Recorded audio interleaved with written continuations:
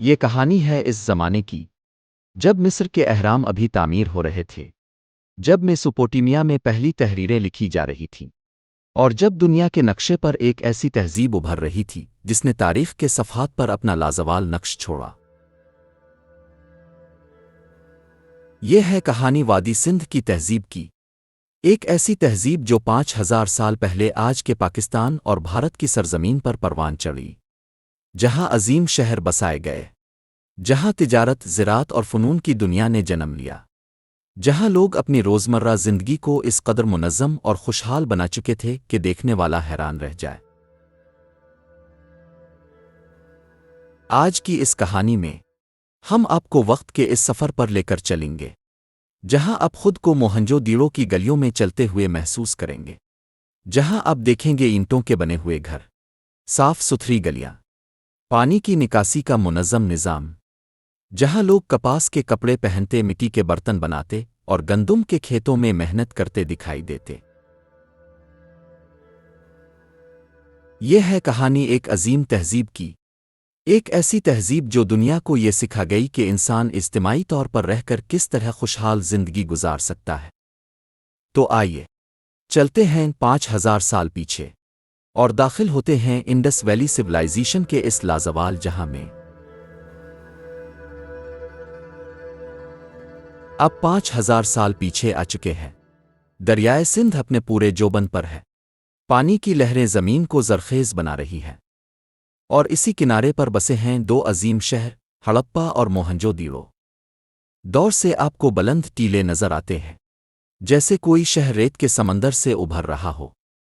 آپ قریب آتے ہیں اور دیکھتے ہیں کہ یہ شہر عام دیہاتوں کی طرح نہیں، بلکہ منظم منصوبہ بندی سے بسایا گیا ہے۔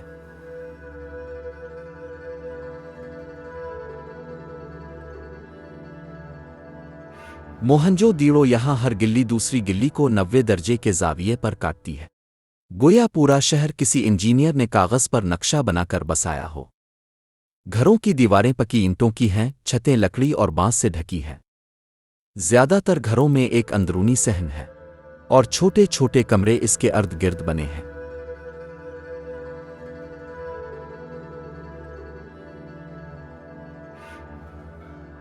لیکن سب سے حیرت انگیز چیز ہے عظیم غسل خانہ، گریٹ بیتھ۔ یہ ایک بڑا تالاب ہے جس کی دیواریں اینٹوں سے جمی ہوئی ہیں اور پانی کی نکاسی کا نظام بھی موجود ہے۔ ماہرین کا خیال ہے کہ یہ تالاب صرف نہانے کے لیے نہیں بلکہ شاید مذہبی رسومات کے لیے استعمال ہوتا تھا۔ سوچئے، 5000 سال پہلے لوگ نہ صرف صفائی کو اہمیت دیتے تھے بلکہ اجتماعی غسل کو روحانی پاکیزگی سے جوڑتے تھے۔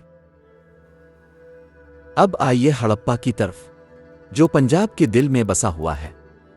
یہاں آپ دیکھتے ہیں بڑے بڑے گودام، جہاں اناج ذخیرہ کیا جاتا تھا، گندم اور جو کی بوریوں کے ڈھیر لکڑی کے تختوں پر رکھے ہوئے۔ یعنی یہ لوگ صرف اپنی ضرورت کے لیے نہیں اگاتے تھے بلکہ مستقبل کو سوچ کر خوراک محفوظ رکھتے تھے۔ ہڑپا میں آپ کو مٹی اور پتھر کی مہریں ملتی ہیں، جن پر عجیب و غریب نشان کندہ ہیں۔ یہ شاید ان کی زبان ہے، پھر تجارت کے لیے علامت۔ کچھ مہروں پر بیل، ہاتھی اور گینڈے کی تصویریں بنی ہیں، یعنی یہ لوگ اپنی زندگی اور جانوروں کو بھی تحریر میں محفوظ کرتے تھے۔